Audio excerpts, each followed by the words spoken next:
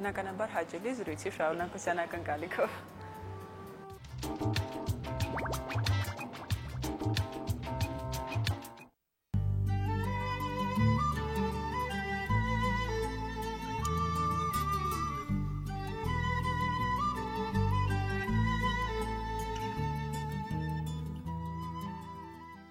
Որպես կիրառական արվեստի հնագույն եւ տարածված տեսակ, արծաթը պատմական ժամանակաշրջանում ավելի շատ արժեքավոր էր, քան ոսկին։ Արծաթյա իրերը շատ հաճախ զարդարում էին թանկագին քարերով։ Այս տեխնիկան հայկական հին աղբյուրներում կոչվում էր ընդելուզանել։ Ընդելուզումը շատ հին ժամանակներից է կիրառվել, սկսած բրոնզե դարից։ Հին հայկական մատենագրության մեջ արծաթաջրելու, ոսկեջրելու համար գոյություն ուներ համակել հատուկ տերմինը։ Իրերը արծաթաջրելու համար նախ պատրաստվել է արծաթաջուրը։ Ալքիմիական ձեռագրերում պահպանվել են արծաթաջուրը պատրաստելու մի քանի եղանակներ, ըստ որի արծաթը լուծել են սնդիկի մեջ։ Զանազան մետաղներից համաձուլվածքներ ստանալու համար պղնձին կամ բրոնզին մեծ քանակությամբ կապար էին խառնում կամ արծաթ էին խառնում կապարի հետ։ Ուշագրավ է, որ արծաթագույն եւ ոսկեգույն համաձուլվածքներից պատրաստված իրեր եւ զարդեր պահպանվել եւ մեզ են հասել, մանավանդ մատենադարանի ձեռագրերի կազմերի վրա փակցված վիճակում, որպիսին են խաչելիության գորելև արձանիկները, կողզդղերը եւ կազմերի որոշ մասերը։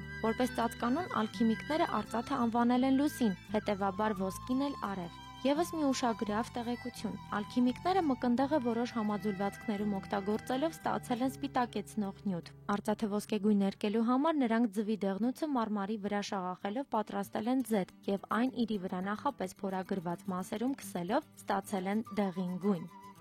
Արծաթը որպես վարպետ լինելու, օգտագործելու դա եղել է հզոր մշակույթ։ Հզոր մշակույթ, որովհետև նայում ես, եթե արծաթագործության նմուշներին, դրանք շատ հետաքրքիր են արված իր մոնումենտալ ձևով, իր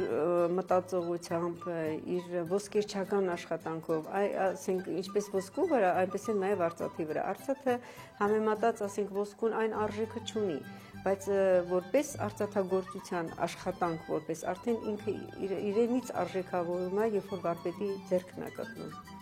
Արծաթաջրված, ոսկեջրված կամ այդպիսի տեսքով զարդեր հիմնականում պահանջարկ են վայելել քաղաքների, գյուղերի միջին խավի տեր մարդկանց մոտ։ Իսկ բոլորովին ընչազուրկ բնակչությունը կրել է զարդեր երկաթից, պղնձից եւ ապակուց պատրաստված։ Միջին դարերում գործածվել է նաեւ սևադը։ Հայ ոսկերիչները թեև սակավ, բայց գործածել են նաև արծնապատումը, էմալը։ Նման իրեր պահպանվել են մատենադարանի ձեռագրերի արծաթե կազմերի վրա եւ դրանք 15-ից 16-րդ դարերի աշխատանքներ են։ Արծաթից եւ ոսկուց իրեր պատրաստելու զարդարելու համար կիրառվում էր ավելի քան 15 եղանակ։ Օրինակ մոմի մոդելի, քարե կավե, հողե եւ կաղապարների օգնությամբ ձուլելը, կռելը, դրոշմելը եւ այլն։ Արծաթի կարևորագույն կենտրոններից են եղել Վանը, Կարինը, Անին, Երզնկան եւ այլն։ Հայ վարպետները արծաթից պատրաստել են թագեր, խույրեր, գավազաններ, գոտիներ, կանացի նուրբ մանյակներ, ճակատանոցներ եւ այլն։ Հայտնի է նաեւ, որ արծաթը մանրեասպան մետաղ է։ Սա մի առանձին մշակույթ է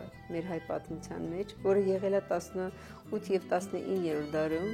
եւ ցավում եմ ես, որ այլևս չի կրկնվում։